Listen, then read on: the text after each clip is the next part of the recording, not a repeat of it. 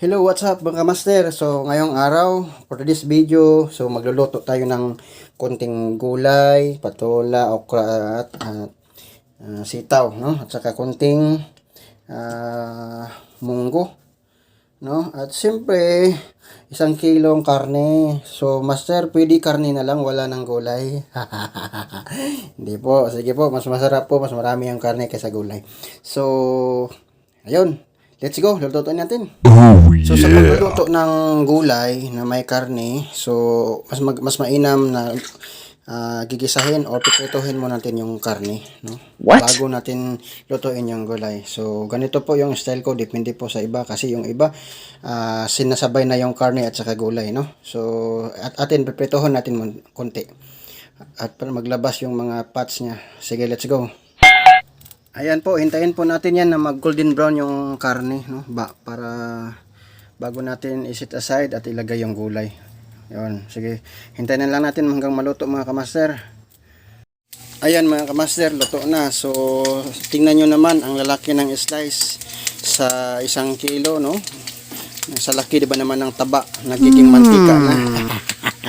Sige, kamaster, i-transfer natin sa lagyan. Ayan po yung pinaglutuan natin ng karne, no? So marami ang mantika. Yan yung gagamitin natin sa panggisa ng mga sibuyas, ganon, ahos o mga rekado. Babawasan lang natin konti yan, maraming mantika masyado. Ayan na po mga master, unahin natin yung konting ahos o bawang, no? Ayun, mabango na. Pwede na nilagay yung sibuyas. Ayan, no? Golden brown, hintayin natin. Mabango na, isusunod na natin yung slice ng kamatis. Ayun. Ilalagay na natin itong gulay natin na makunti. Next, itong bida, munggo. Walang iba yung masarap na karne natin. At saka isunod na natin yung mga ingredients, yung mga asin, bitsin, ganun. At saka pangpasarap. Mukhang luto na mga kamaster, let's eat! Amoy pa lang, ang sarap na. Nakakagutom. Hello, what's up mga kamaster? Yun, magkakalaman na kung totoong masarap ito. Pero, masasabi ko ito master, napakasarap. Bango talaga, oh. Bilisan natin. Wow, gulay. At ang daming laman ng karne. Pero, pagkain talaga ito na healthy. Subukan nyo mga master, yung mga recipe ko na gawaing bahay lang, hindi po pang restaurant. Pero masarap talaga po. Sarap talaga master, panalo. Mapaparami ka ng kain ito. Kaya nga ako lumalaki, mataba, no? Ang bisyo lang natin is kumain, no? What?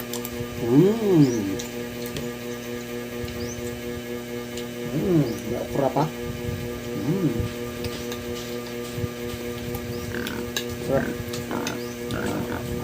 Sarap. Masarap. Subukan nyo mga kamaster, simpleng luto lang. Ang lalaki ng slice ng karne. So, ganado yung mga bata ito kumain. So, hinahinay lang magkain ng karne kasi alam mo na, conscious na tayo sa health natin.